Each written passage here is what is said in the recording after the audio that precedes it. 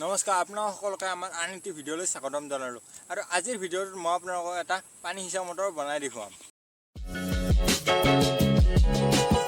এই পানী সিঁচা মটৰটো কেনেদৰে বনালোঁ এই ভিডিঅ'টোৰ জৰিয়তে আপোনালোকক দেখাম। ভিডিঅ'টো অকণো স্কিপ নকৰাকৈ শেষলৈ চাই থাকক, তেতিয়াহে ভিডিঅ'টো ভালদৰে বুজি পাব।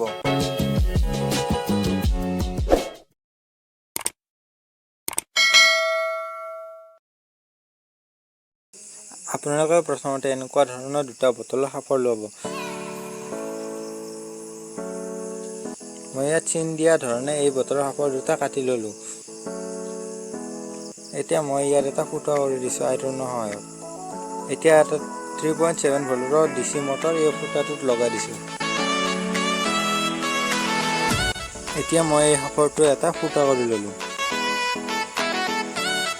এতিয়া মই এনেকুৱাকৈ সৰু সৰু টুকুৰা কেইটামান কাটি ল'ম। আপোনালোকে দেখিলে এনেদৰে মই কাটি ল'লোঁ। এতিয়া মই আঠাৰ সহায়ত এই ফুটা কৰি লোৱা ঢাকনিখনত লগাই দিম।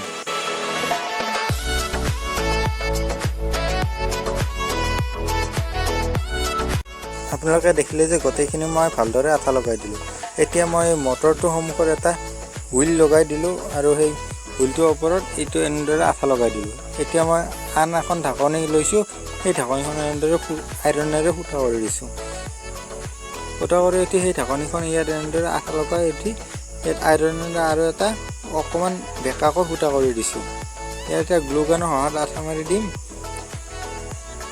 ইয়াত এনেদৰে এডাল সৰু পাইপ লগাই দিছোঁ। এতিয়া এনেকুৱা সৰু সৰু দুটা কাঠৰ টুকুৰা লৈছোঁ আৰু আঠা লগাই দিছোঁ। এতিয়া অকণমান ডাঙৰ কাঠৰ টুকুৰা এটা লৈছোঁ আৰু তাত সৰু আঠা লগোৱা টুকুৰা দুটা ডাঙৰ টুকুৰাটোত এনেদৰে লগাই দিছোঁ। এতিয়া মই চাৰ্জাৰৰ ইনপুট এটা লৈছোঁ আৰু মটৰৰ টাৰকেইটা ভালদৰে আইৰণেৰে চল্ডিং কৰি দিছোঁ। এতিয়া মই সেই চাৰ্জাৰৰ ইনপুটটোৰ লগত কানেকশ্যন কৰি ল'লোঁ। এতিয়া চাৰ্জাৰৰ ইনপুটটো মই গ্লুগানৰ সহায়ত এনেদৰে ফিক্স কৰি থৈ দিলোঁ। এতিয়া এটা সৰু মিনি চুইচ লৈছোঁ আৰু চুইচটো মই কেনেদৰে সংযোগ কৰিম চাই থাকক। এতিয়া মই মটৰ আৰু চাৰ্জাৰৰ মাজত এডাল যিকোনো এডাল তাঁৰ কাটি লৈছোঁ আৰু চুইচটোৰ লগত এনেদৰে সংযোগ কৰি দিছোঁ। মটৰটোৱে পানী টানিবৰ বাবে মই ইয়াত এডাল পাইপ লগাই দিছোঁ আৰু এতিয়া মই মটৰটোত এনেদৰে চিৰিঞ্জেৰে পানী অকণমান সোমোৱাই দিছোঁ। মই চাৰ্জাৰৰ পিনটো ইয়াত এনেদৰে লগাই দিছোঁ আৰু চুইচটো দিয়াৰ লগে লগে আপোনালোকে দেখিলে যে পানী এনেদৰে ওলাই আহিছে।